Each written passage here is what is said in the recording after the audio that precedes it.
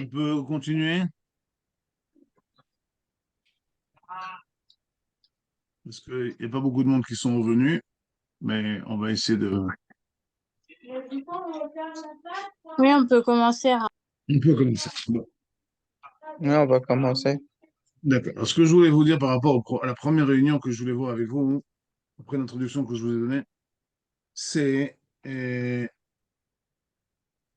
c'est d'abord comprendre qu'est-ce qu'on va chercher l'un chez l'autre.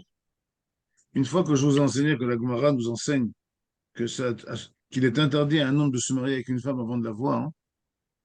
Alors, dans le monde chassidique, il y a aussi des shidduchim où on présente au Khatan et la Kala quelques minutes avant le mariage. En vérité, si le mari il voit la Kala et il n'est pas d'accord avec elle, on ne peut pas dire tout d'un coup on va annuler le mariage. Maintenant, qu'est-ce qu'il y avait ce besoin de voir? Il y a un besoin très important de voir. Parce qu'on va vivre avec une personne toute sa vie, on va s'échanger toute sa vie. Si déjà ça passe sous un mauvais. La vie déjà dans un couple est tellement difficile quand tout le monde est content et tout le monde voudrait tout faire. Malgré tout, c'est quelque chose de tellement difficile la vie en couple et apprendre à vivre en couple. Si déjà il n'y a pas cette base, eh, on peut pas continuer. Regardez Avram Avinu. Il a vécu avec sa femme, il la connaissait depuis qu'elle était gosse. Il s'est jamais posé la question si elle était belle ou pas belle. C'était sa femme. Lorsque l'homme il va pas voir ailleurs, il n'a pas besoin de comparer. Ma femme, elle est plus grande, plus petite, plus moyenne. Elle est comme ça grosse, pas comme ça pas trop maigre, comme ça anorexique. Ça, c'est quand on commence à comparer avec les autres. Et en fin de compte, on n'est jamais content parce qu'il y a toujours quelqu'un de plus belle et toujours quelqu'un de plus moche qui sera à côté d'elle. Donc, est-ce qu'on va passer notre vie comme à être un homme complètement instable, donc qui va pas pouvoir se mettre et se focaliser sur la construction du couple entre lui et sa femme? Il n'y a pas un but commun ensemble.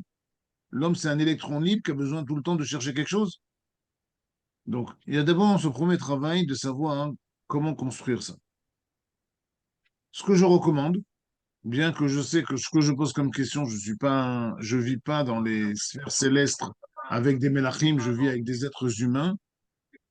Et je dis, j'ai Je- compris, pas de problème. Mais est-ce que je- sur les 3 prochaines semaines, est-ce que je peux compter sur toi parce que je dois lui envoyer une proposition là ce soir. Allô, il y a Enfin, quelqu'un qui est avec nous là. pour vous, là, parce que tu dois valider le budget, machin, tu vois. Voilà. Dis-moi, Il y a des personnes voilà, qui sont encore. si tu veux Coupez vos micros pour et les il y gens. aura aussi, enfin, la moitié de son pote. Attends, je vais éteindre moi le micro peut-être. Je crois que j'ai désactivé le son. Comme ça, bon. Alors, les personnes, quand quelqu'un se marie, bien que je dis que je vis avec ma génération, je suis tout à fait conscient que de demander à une personne d'être chemin aiguillant, c'est créatif souffle. Et ça se fait pas. Alors peut-être on ne fait pas devant papa, maman, on ne fait pas devant son rave, on ne fait pas devant son copain. Mais lorsqu'on est des fois seul, on se permet de faire des tas de choses. Vous savez, très souvent dans la Gemara, quelqu'un a demandé à son rave, juste avant de mourir, un rave, t'es vrai choti. Vous voyez, les gens aujourd'hui, ils ont toujours tendance ils baissent la tête, fais-moi une bracha. Ils ne comprennent pas que la bracha, elle sort de la personne même. C'est pas le rave qui va te faire une bracha. Moi, je crois pas ça. Cette Torah, c'est pas ma Torah, moi. La Torah où on va sur les tombes, la Torah où c'est facile de servir des gens qui vont pas pouvoir te mettre en question. J'ai des élèves, ils me disent, Rav, viens, on va sur les tombes des tzadikim. Je dis non, t'as un Rav en face de toi. Ah, quand tu fais une bêtise, je suis derrière toi, oui. Quand tu fais quelque chose qui me plaît pas, je te dis qu'est-ce que. C'est ça le rôle d'un Rav. Donc, le rôle, hein, c'est de venir et interpeller l'homme. Comme il a demandé Dieu au Gan Eden. Ayeka, où tu en es? Où tu es? Quoi, il savait pas où il était Adam Arishon. Il savait très bien où il était. Mais il lui pose la question, où tu es? Qu'est-ce qu'on fait de toi? Et là, l'homme, il doit donner des réponses. C'est pas toujours pratique de donner des réponses. Des fois, on n'a pas envie de donner des réponses. On a envie de vivre dans un mensonge. Donc, lorsque l'homme, il va aller vers sa femme, et il va se dire, hein, vous savez quoi, c'est pas pour. Je sais que j'ai envie d'elle. J'ai envie, ou aujourd'hui, comme il vous dit, on a besoin d'essayer. On n'a pas besoin d'essayer. Si tu essayes parce que tu compares avec quelque chose d'autre, mais si tu comprends que c'est une nia de l'un avec l'autre, toute cette conception goy qu'il faut avoir une atama sexuelle, atama, ça veut dire être compatible Une sexuellement conscience. ouais, avant le mariage, c'est des bêtises.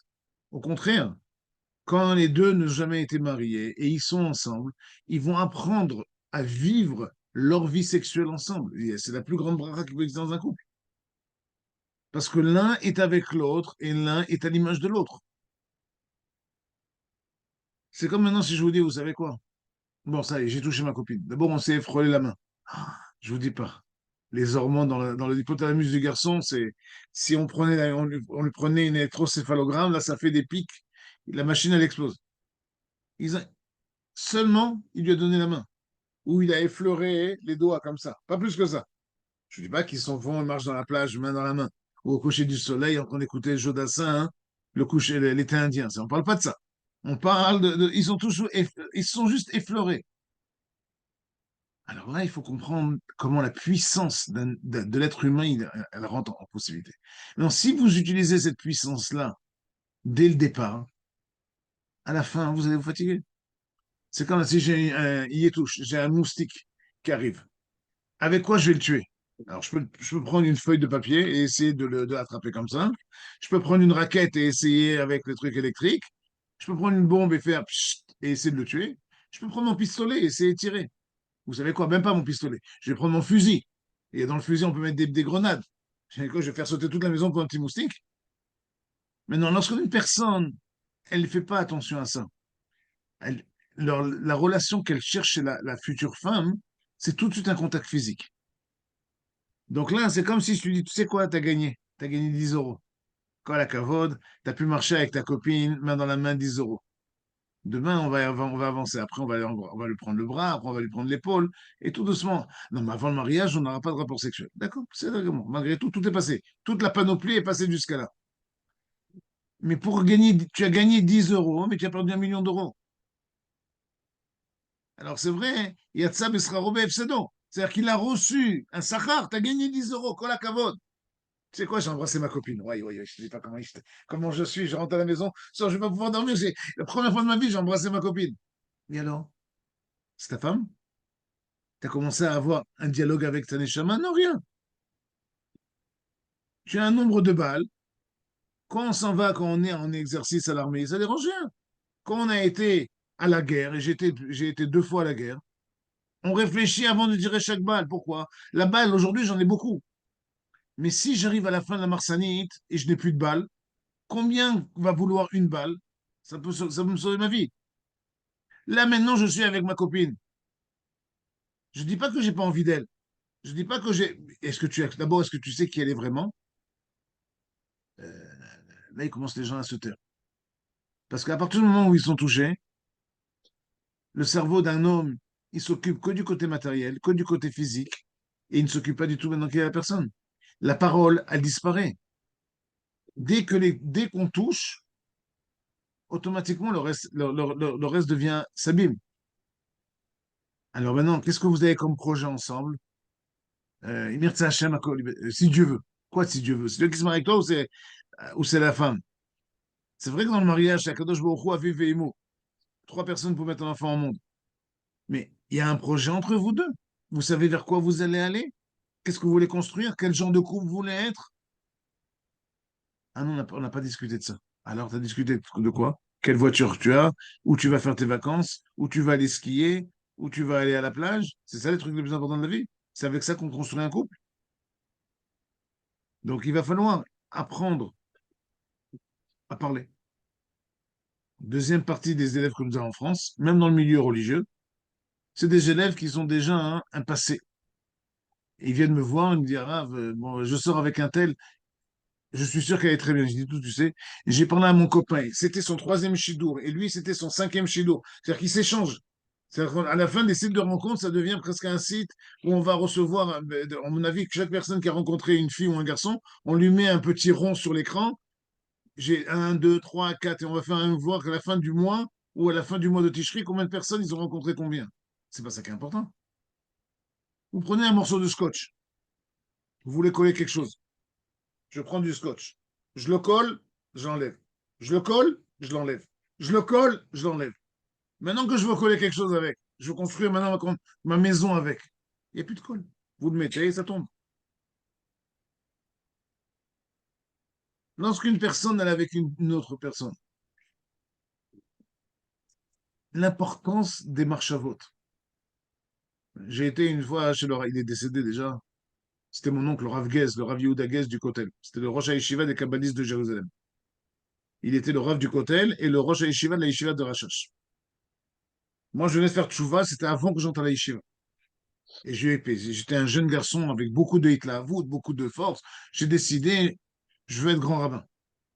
Et il me dit, la première question qu'il m'a posée, parce que je viens de France, il connaît le système français. À l'époque, je m'appelais Didier avant de m'appeler David. Je peux te poser une question avant qu'on commence à parler. Il me dit, tu as déjà eu une copine, tu as déjà eu des relations sexuelles? Je dis non.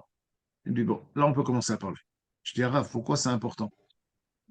Il me dit, si tu étais là, si tu avais déjà fauté, le travail de Zikuk Neshama, de travail sur le Neshama, aurait été beaucoup, beaucoup plus difficile. Il aurait fallu travailler sur un niveau d'un autre niveau. Mais du fait que tu arrives et tu me dis que tu es comme ça, là, on peut commencer à travailler. Par rapport à, par rapport à votre future épouse, c'est ça. N'essayez pas, hein. On se pose aujourd'hui la question, j'ai posé la question au Rav Guez. Comment ça se fait qu'il y a tellement d'homosexuels? Comment ça se fait qu'il y a aujourd'hui la nouvelle mode, c'est les transgénères? Et combien j'en ai rencontré comme ça? Je rencontre une jeune fille, elle me dit non, je suis pas une jeune fille, en fait, je suis un garçon. Je la regarde en face de moi. On est assis à Nina Sushi à Levallois. Mais je deviens fou. J'ai une fille en face de moi. Je sais quand même faire une différence entre une fille. J'ai 8 enfants, 4 filles, 4 garçons. J'ai déjà marié 1000 et quelques personnes. Je sais, et je vous dis, je donnerai ma main au feu que c'est une fille. Et elle me dit non, je suis un garçon. Maintenant, d'où vient ce problème-là? J'avais posé la question à Rav Guez, parce que dans Chemin Rouge, je n'ai pas trouvé de réponse. Il me dit, c'est très simple. Lorsque la personne, au moment où elle est avec sa femme, elle pense à la voisine, au film qu'il a vu hier, ou toutes les bêtises qu'il peut avoir dans sa tête. Et la tête, ça va à une vitesse. Mais au moment du zivoug, au moment de la création d'un échama, sa tête, elle n'est pas avec sa femme. Il n'y a pas une connexion entre deux êtres qui passent par deux corps.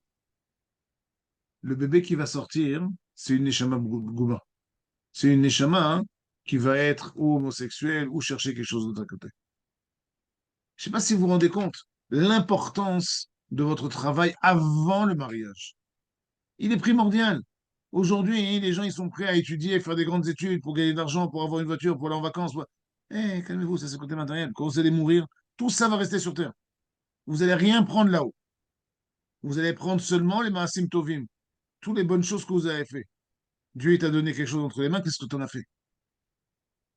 Comment tu as étudié? Comment tu t'es occupé de la communauté? Là, c'est avant les Chagim. Combien de personnes, ils n'ont rien à faire toute la journée? Peut-être vous allez voir la synagogue, peut-être il y a quelque chose à faire, peut-être il y a besoin d'étudier, de travailler sur les. L'amida, elle est tellement longue, elle est tellement compliquée. Quelle différence entre les shofarot, malchouyot, de comprendre? On va pas commencer à lire un texte comme si on lit du chinois et on a fini la tefila, c'est pas ça. Il faut s'asseoir et étudier. Il y a suffisamment de cours sur Internet, vous avez des milliers d'heures de cours. En français, en hébreu, en yiddish, en anglais, en tout ce que vous voulez. Pour voir un film, très souvent, vous savez où se trouve le film. Un chiot, c'est plus différent. Et c'est pratique comme on est comme ça en Zoom. Maintenant, chacun a sa vie, chacun fait ce qu'il veut, chacun il est habillé comme il veut, et chacun il a sa vie qu'il veut. Et là, je ne rentre pas dans sa vie. C'est-à-dire, vous prenez le cours, vous apprenez ce que je vous dis, d'accord, pas d'accord, on coupe la télévision, on coupe l'écran et on continue à vivre notre vie. Lorsque vous avez un rave à côté, comme dans les Pirkei Avot, on vous dit, assez lecha rave. Fais-toi un rave. Moi, j'ai eu le mérite au tout début de ma tchouva de rencontrer un homme qui s'appelait Manitou. Je ne sais pas si vous l'avez connu, peut-être, le Rav Aloun, le Rav Léon Ashkenazi. J'ai entendu, mais je connais pas. Et, alors moi, j'ai eu le mérite en seconde de le rencontrer. On était au bord du lac Léman, il nous donnait cours. Et là, il me demande, on va faire Pirkei Avot. Bon. Et il y a marqué très souvent dans Pirkei Avot, ou Aya Omer. Alors il se tourne vers moi, il me dit, nous dédié, traduit la Mishnah. J'étais en seconde. Alors je traduis, il disait, il tape sur la table, non. Excusez-moi, ou Aya Omer, sans être docteur en hébreu moderne, c'est il disait. Alors je me tourne vers tous mes copains de classe qui étaient tous fils de rabbin du consistoire. À Montreux, c'était tous des fils de rabbin, à part moi. Et je regarde mes copains avec mes yeux, mais aidez-moi, quoi. Je suis en train de me faire descendre par le rave. Alors je lui dis à Rav, excusez-moi, vous pouvez m'expliquer ce que ça veut dire, quelle est votre pensée, parce que je comprends pas. Et il me disait, ou Aya Omer, il faut traduire. Le rôle d'un Rav, c'est quoi? C'est ce que j'ai expliqué par rapport à Rav Aloun vendredi. Ou Aya Mashéou Omer. Il était ce qu'il disait. Lorsqu'un rave donne un enseignement, c'est pas des belles paroles. C'est pas on éteint et c'est fini. Non. On prend les paroles et on les porte sur nous et on va essayer de les réaliser. Et comment on peut savoir si la Torah, c'est le Torah Temet et c'est pas des belles paroles? Mais il faut voir la vie du Rav, comment le Rav il est. Moi, si j'ai décidé de faire 15 ans d'Yeshiva, c'est pas parce que j'ai étudié les pages de Gemara. J'étais voir une fois mon Rosh Yeshiva quand j'ai été nommé Rav à la Rabbanut Harashit en Israël. Et j'étais le remercier. J'ai dit, je suis arrivé chez vous en seconde, je ne savais même pas lire Krav Rashi. Je ne savais même pas, j'avais jamais ouvert une page de Gemara. Et grâce à vous, vous m'avez donné Avat à Torah, l'amour de la Torah, et j'ai étudié 15 ans à la Yeshiva. Maintenant, moi, le poste que j'ai reçu, le kavod que j'ai reçu, que j'ai été nommé par le Rav Bakshi Doron, c'est pas mon kavod à moi, c'est votre kavod à vous. Vous m'avez enseigné en seconde ou Aya Omer ou Aya Mashou Omer. Ce que j'ai voulu faire, c'est pas les pages de Gemara, j'ai voulu être comme vous. J'ai voulu vous ressembler à vous. Et là, je tire je puise chez le Rav qui me suit la force de pouvoir avancer. Alors, il y a des gens qui prennent ça à l'extrême. Il y en a qui me téléphonent à Rav. Je suis chez le concessionnaire, là, maintenant, on est à. Comment on appelle ça? C'est des trucs soviétiques. Bon, j'ai oublié le nom de la voiture. C'est Sadoka ou un truc comme ça. Quel genre de voiture je prends? Je dis vraiment, même si c'est une voiture française, je n'ai aucune idée. Moi, une voiture, c'est 4 roues, un moteur. Des fois, je suis rentré quand j'arrive à Roissy et j'ai des voitures, je cherche la clé de contact, il n'y a pas de clé. C'est des choses qui deviennent automatiques, il faut comprendre comment ça marche aujourd'hui. La vie d'un homme, c'est la même chose. Un homme a besoin d'avoir un rave à côté, qui se retourne et qui regarde. Ou comme un père qui prend son fils avec le vélo, il lui apprend à faire du vélo. Il y a un moment où le père, il court avec lui d'ailleurs, mais il a déjà lâché la selle. Et le fils, il ne se rend pas compte, mais depuis déjà quelques mètres, il fait du vélo tout seul. Et tout le temps, l'enfant, il se retourne face à son père, il lui fait un sourire. Ça veut dire quoi? Papa, t'es derrière moi, papa, t'es derrière moi. À Kadosh Baruch Hu, c'est pareil. On marche, des fois, on a besoin de se faire soutenir. On fait des bêtises, on appelle son rave à 3 heures du matin. Arabe, j'ai besoin de vous. Et je sais, quand quelqu'un me réveille à 2 heures, minuit, 1 heure du matin, Arabe, vous êtes réveillé, c'est pas qu'il va me demander comment on fait un café, est-ce qu'on met le sucre d'abord ou le café après. Non, c'est pas ça. Arabe, je vais faire une bêtise très grave. Aidez-moi. Oui, j'ai dit Montreux, tout à fait. Et j'ai étudié à Montreux. Il y a quelqu'un qui m'a fait une remarque, c'est pour ça que je réponds. Et j'ai le Rav Botchko. Mais non, c'est tout à fait ça. On a besoin d'avoir un Rav derrière soi, un garçon comme une fille, pour pouvoir se poser des questions, pour pouvoir se regarder dans un miroir. À travers mon Rav, je regarde qui je suis. Et dans la Gemara, hein, on a demandé une bracha à un Rav avant de mourir. Je crois que c'est Rabbi Yochanan. Et là, il lui a demandé, hein, il a dit une chose, que la crainte des hommes soit sur toi, comme la crainte de Dieu. Quoi, c'est tout? C'est ça la grande bracha de Dieu. Non, je sais pas, tu me dis, tu me donnes de l'argent, tu me donnes une femme, tu me donnes une maison, tu me donnes. Non, il veut dire, quand un homme il se trouve seul quelque part, il est en train de faire une bêtise, quelle est la réaction automatique de tout être humain? On fait comme ça, personne m'a vu, je continue. À ce moment-là, la shrina qui était sur les épaules, on lui a dit, tu sais quoi? Dégage, lâche-moi les baskets, laisse-moi tout seul. Ah bon, tu veux que je te laisse tout seul? Il n'y a pas de problème. Et quand tu te retrouves tout seul, tout d'un coup, tu te demandes, oui, quand je me retrouve, pourquoi j'ai pas de bracha? Ben, une seconde, il faut savoir ce que tu veux. Tu viens de dire à Kadosh Baruch Hu, dégage. Il est parti. Il t'a respecté. Tu as demandé quelque chose, il a fait. Quoi, tu crois que c'est toi qui es au service de l'homme? Est-ce que c'est Dieu qui est au service de l'homme ou c'est l'homme qui est au service de Dieu? On a oublié. On a un problème de relationnel. Quand on a un problème de relationnel avec un Kadosh Baruch Hu, on a un problème de relationnel entre nous. Donc le problème du départ, il est là. Il faut savoir me positionner. Où je suis, vers quoi je veux aller, qu'est-ce que je veux. Alors d'abord, il faut se poser une question, tout seul. Vous regardez devant un miroir ou devant une vidéo de votre ordinateur et vous vous posez la question. Bon, d'accord, je veux me marier. Ça veut dire quoi me marier? Quoi, avoir une femme qui me fait à manger? Alors, prenez-vous, comment ça s'appelle Maintenant, en France, vous avez, depuis le Corona, des gens qui viennent avec des vélos à la maison. Uber Eats, Des quoi? Uber Eats et Deliveroo. Uber Bee, voilà. Achetez-vous un Uber Bee, ça coûte moins cher qu'une femme. C'est ça? Alors, c'est quoi une femme? Ah non, c'est une présence à la maison. Alors, prenez quelqu'un sur un virtuel. Ah, maintenant, vous êtes tous jeunes, là, je vois. Vous avez vous imaginez, c'est quoi avoir un enfant? C'est pas un petit bébé que vous voyez. En hébreu, on appelle ça, ben, Baruch Hashem, je suis arrivé à cet âge-là, je suis déjà grand-père 6 fois, et que ça continue avec les autres enfants. J'appelle ça chikouf. En hébreu, chikouf, ça veut dire transparent. Mais c'est un jeu de mots. C'est chic. Quand ils arrivent, on est content avec les enfants.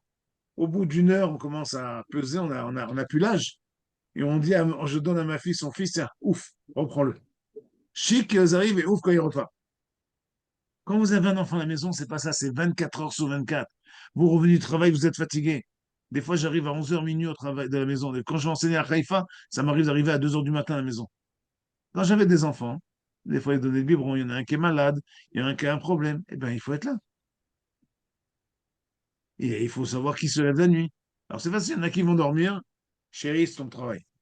Tout, c'est son travail à elle, le côté technique. Et lui, il est comme un coq le matin. Oh, qu'est-ce que j'ai bien dormi. Et qu'est-ce que tu as fait? Tu as donné l'éducation à ton enfant, tu t'es occupé de lui. L'enfant, il grandit. Vous imaginez maintenant, à l'âge de 10 ans, vous devez déjà vous asseoir avec vous-même. Vous faites un tableau Excel avec vos enfants. Pour la bar mitzvah, on va faire quelque chose de génial. Je l'ai fait avec mes 4 enfants. On va finir le chasse Mishnah. Tu vas être le jour de ta bar mitzvah, bah à la chasse Mishnah.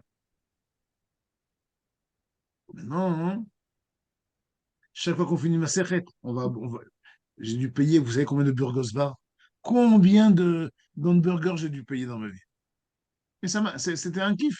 Baruch Hashem, Kadosh Baruch Hu me donne de l'argent pour que j'achète à mon enfant, on a fait un sioum à ma serrette, au burgers bar, à chaque fois qu'il a fini une serrette, c'était le prix à payer.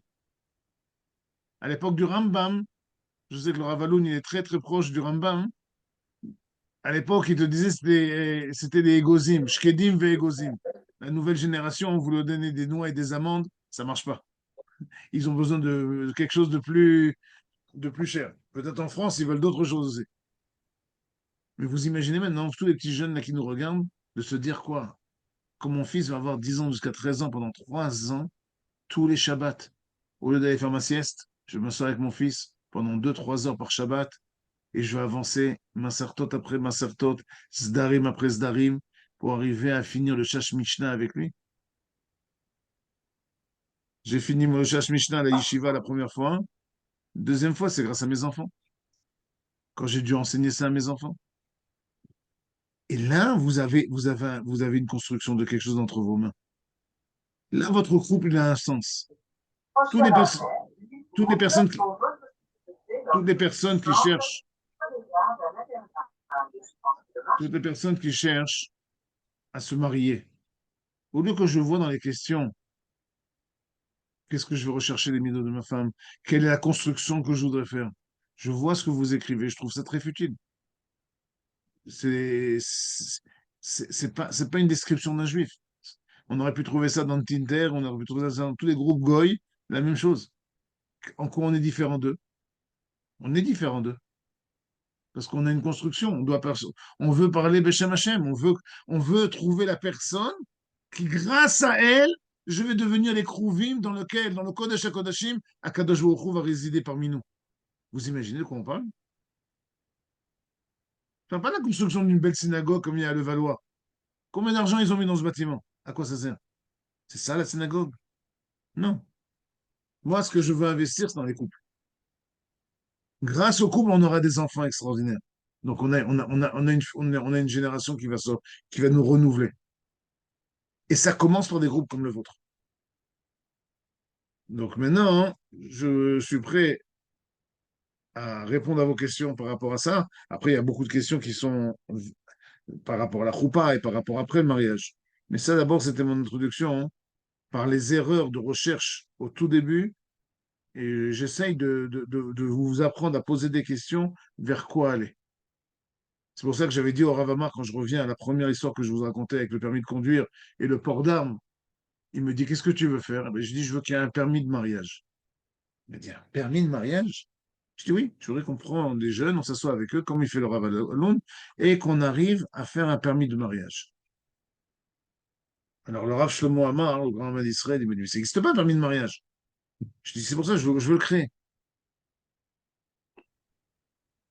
Que les gens, ils arrivent au mariage, ils comprennent vers quoi ils vont. Je vous donnerai des tips par rapport à la choupa hein, pour ceux qui vont arriver à ça, mais c'est. Je vois des fois, je fais des choupot. J'ai mal au cœur. J'ai mal au cœur, mamache. Au moment des Sheva Brachot, quand le Rav va faire les Sheva Brachot, en fait, on la divise entre 6 personnes. À ce moment-là, Kadosh Baruch Hu, B'chvodo ou Be'atzmo, vient dans la choupa. Avec une feuille qui est comme celle-là. Elle est vierge, elle est blanche. La seule chose, à Kadosh Baruch Hu,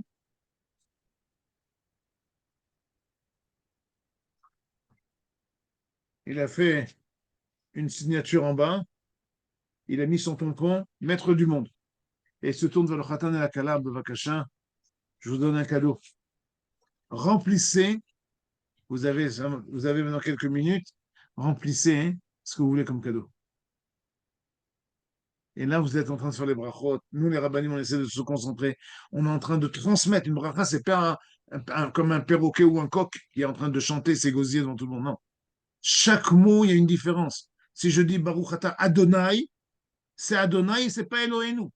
Un, c'est Midat Adin, l'autre, c'est Midat Chachamim. C'est deux choses tout à fait différentes. Et si j'ai pas des cavanotes sur chaque mot, ce que je dis, la bracha, c'est de la chanson. Alors nous, on est là en train de réfléchir comment on est en train de bénir ce couple qui est en train de se construire. Et là, vous voyez le khatan ou la kalat, d'un coup, il y a la copine qui est là. Elle est comme ça en train de dire coucou, tu me fais une photo, tu me fais un selfie. Il n'y a pas Bush ou Trump ou tonton Macron qui arrivait à la choupa. Là, on serait tenu bien droit, on a mis la cravate et tout. Non. Vous avez Ribono Shalom qui est à côté de vous. Il vous a donné un cadeau. Qu'est-ce que tu as... Il n'a rien demandé.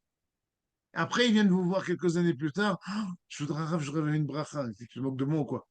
Toi, tu as été le makor à bracha. C'est toi qui as été la source de la bracha. Au moment où tu as reçu la bracha, tu l'as laissé passer. C'est ça se préparer. C'est ça avoir des rabbinim qui vous aident. Comment construire votre couple? Vers quoi aller? Vers quoi demander? Vers quoi tendre? Quand quelqu'un il veut être médecin, il sait qu'il fasse l'école de médecine et il va recevoir un diplôme. Tu vas être gynécologue, tu vas être psychologue, tu vas être dentiste, et tu vas avoir ta spécialité. Si quelqu'un il veut maintenant se marier et réussir la construction de son couple, il a besoin d'avoir des rabbinim qui soient autour de lui et qui sont là pour l'aider et lui donner ses forces. Oh, dehors. Donc maintenant, puisqu'on arrive à la fin du deuxième, S'il vous plaît, coupez votre micro, s'il vous plaît. maintenant je vous écoute. Si quelqu'un veut parler, et là pour l'instant j'ai coupé tout le monde à part moi, peut-être je mets le Ravaloun, excusez-moi, je vous ai coupé, je vous remets. Si Ravaloun il veut dire quelque chose, on profite qu'il ait démarré le son. Voilà. Un Rav. J'ai rien à rajouter, malheureusement, c'est complet ce que vous avez dit. C'est complet ce que vous avez dit. Vous êtes d'accord. Bon, pour une fois, on est d'accord, Baruch Hashem, mais si les autres, les jeunes, vous avez quelque chose, une remarque à dire, à comprendre, il faut comprendre que notre rôle à nous est extrêmement difficile. Extrêmement difficile. Vous savez, Moi, j'ai une question. vas-y. Quand vous avez parlé de la perfection, que on ne doit pas décrire la femme ou l'homme parfait qui sera devant nous, est-ce que bah voilà, nos exigences, bah parce que je trouve que de plus en plus on prend de l'âge, de plus en plus on a quand même une certaine exigence à avoir pour, bah voilà, pour le mariage. Est-ce que le fait d'être trop exigeante peut paraître qu'on, je sais pas comment m'exprimer par rapport à ça, mais peut paraître que bah, voilà, on est quand même réfractaire sur cette perfection-là, ou c'est juste bah, voilà, quelque chose qu'il faut qu'on bannisse totalement. Les rabbins, ils ont l'habitude de répondre à une question par une autre question, par un machal. D'accord? Un machal, c'est une parabole. Je te donne un exemple. D'accord. Imagine, tu es chez moi quand j'étais 5 ans directeur de Lucien de Hirsch et 2 ans directeur de Maïmonide à Paris, à l'école Lucien de D'accord. Hirsch. Vient un enfant qui est à l'école Lucien de Hirsch. Il est, on va dire, en bac. À l'époque, il y avait les bacs ES ou les S, bacs E, S. S et L. C'est ça. Alors imagine quelqu'un qui a passé un bac ES et qui a Bécochi, il a eu l'oral avec 8 de moyenne au baccalauréat. D'accord? Il a vraiment beaucoup travaillé vers la fin de l'année, parce que toute l'année, il a dormi. Mais à la fin de l'année, il s'est mis, il a eu un 8 de moyenne avec oral. Et il te dit, je voudrais Mm. faire maintenant des études de médecine. Bon, Raboub, il fallait se réveiller en première, seconde. D'accord? Si tu arrives à la gare de Lyon pour prendre le train pour partir dans les Alpes, faire du ski, et tu es encore dans le 19e, 10 minutes avant le départ de ton TGV, je suis désolé, ton TGV, tu l'as raté. Battel Zmano, Battel Mm. Corbano. Lorsque tu as trop attendu, tu as trop attendu. Alors tu peux te refaire, tu peux faire tchouva, mais tu reportes ton projet à plus tard. Quelqu'un qui demande l'impossible, ça te dépasse. Tu demandes quelque chose qui n'est pas Ouais. toi. N'oublie pas que lorsque tu vas te marier avec ce mari-là, il faut que tu sois à la hauteur de... L'un doit être à la hauteur de l'autre. L'un doit épauler l'autre. Mm. Donc des fois, comme je dis aux demoiselles qui veulent avoir des maris qui n'existent pas sur Terre, attends une seconde, toi aussi tu es à ce niveau-là? Non. Non, je dis pas que je suis parfaite, loin de là, J'ai pas dit que t'es parce pas... Chas que v'shalom, je t'attaque, je voilà, suis pas en train de personne n'est t'attaquer, je suis en train parfait. de te répondre. Il faut comprendre une chose. Moi, hein, j'étais très en colère quand j'ai compris que mon rave était mon Rosh Hashiva, je le dis en seconde. J'ai dit, c'est pas juste vous êtes Rosh Hashiva, parce que votre père était Rosh Hashiva, votre grand-père était Rosh Hashiva, votre fils, le Rav Shaul David, était Rosh Hashiva, non, son petit-fils est Rosh Hashiva. Il dit, moi, j'ai pas eu de chance, il n'y a pas eu de libre arbitre. Mes parents n'étaient pas religieux, on m'a mis à l'école Goy, j'étais à l'école Shabbat, j'ai mangé à la cantine pas cachère, jusqu'en seconde, j'étais à l'école Goy. J'ai fait Joliot-Curie, Paul Langevin, Romain Roland. Je suis le bon fruit de l'éducation française comme il faut. Maintenant, et j'ai dit, Mm. c'est pas juste. Où est le tzaddik Elohim? Et là, là, il m'a répondu, mon Rav, quelque chose qui m'a beaucoup énervé quand j'étais un élève, et j'ai compris ça beaucoup plus tard. Il me dit, non, tu as une avodat Hashem personnelle à toi. Et pour ton avodat Hashem à toi, Oui. tu as besoin de passer par certaines étapes. Des années plus tard, j'étais rabbin à Saunier, et j'étais Ok. invité à parler, le rabbin Braka, qui était le rabbin au Talmud Torah à Paris, m'a invité à parler devant tous les directeurs et les enseignants de Talmud Torah de Paris. Donc c'était avant la rentrée de septembre, il y avait une réunion consistoire à la rue Saint-Georges, et je suis venu parler là-bas. Et beaucoup d'élèves étaient de chez vous, D'accord. beaucoup de rabbinim. J'ai posé la question, qui parmi vous ont été des élèves d'école laïque et qui ont été au Talmud Torah? J'étais le seul à lever la main. Je dis quelqu'un qui est de parents religieux, de yeshivot. Comment vous pouvez comprendre c'est quoi la tête d'un enfant un dimanche matin qui a été Shabbat matin à l'école et que le dimanche il doit partir réveiller son père qui travaille toute la journée à l'usine ou des trucs comme ça et tu dois traverser tout Paris pour l'hôtel Moutora. Et là j'ai compris en fait que moi Mm. j'avais les anticorps, que le jour où m'a donné une mission à moi qu'il n'a pas donnée à d'autres personnes.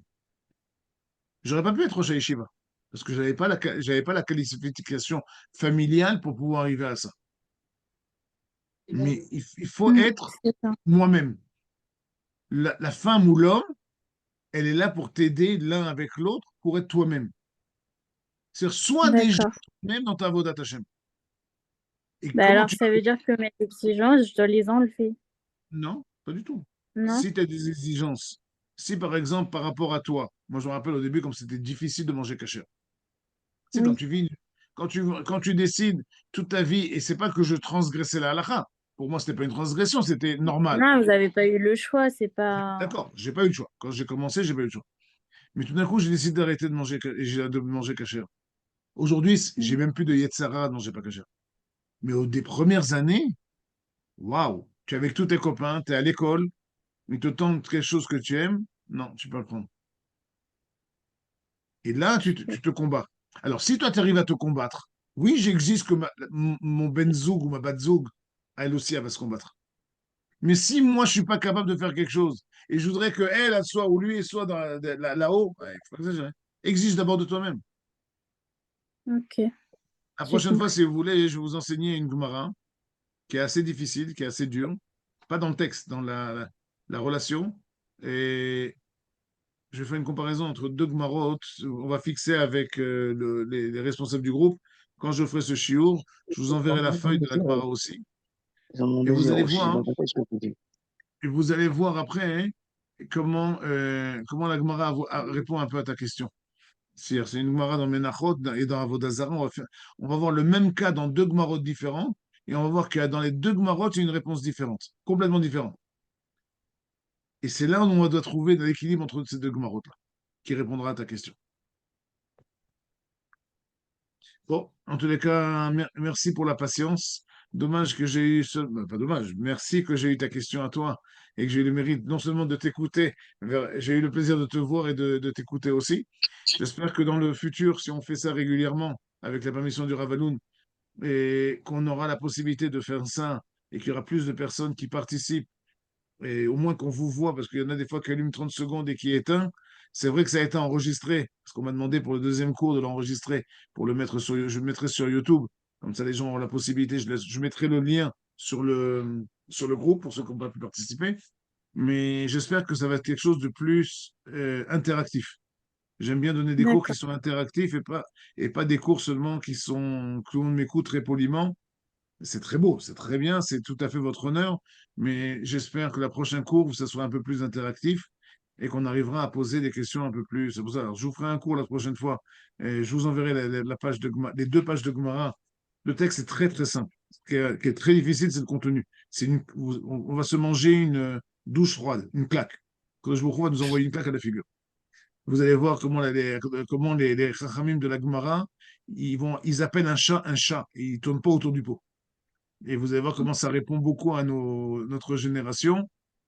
Mais ça, le but des buts de vous enseigner des Gemarotes comme ça, c'est pas pour apprendre encore une page, deux pages de Gemara, c'est pour vous remettre en question. Pour lorsque vous finissez et vous allez vous brosser les dents avant d'aller dormir, bien qu'à Paris, vous avez 1 heure de moins que nous. Moi, je vais maintenant, j'ai mon repas du soir avec ma femme qui m'attend. Et quand vous allez brosser les dents, vous êtes devant le miroir, vous allez poser la question, waouh, en quoi cette Gemara m'a parlé à moi aujourd'hui? Et c'est ça la réponse. Ok. Le sens de l'étude, c'est qu'elle vient vous interpeller là où vous êtes maintenant. Il y en a qui sont assis, il y en a qui sont allongés, il y en a qui sont en voiture, il y en a qui sont... Bon, là, on a écouté quelque chose. Maintenant, c'est rentré dans une oreille, ça ressort dans l'autre, ou ça s'arrête dans le cerveau, et du cerveau, ça a été la neshama. Si j'ai D'accord. réussi à atteindre quelque chose comme ça, d'ailleurs, on a fait le travail. Et maintenant, on a la possibilité de se construire et monter une marche. Il nous reste encore quelques marches à monter. Il y a encore beaucoup de travail à faire. Mais Ok. au moins, concernant le physique qu'on peut exiger est important. Je répondrai à cette question de physique. Marcel, tu m'as posé une question.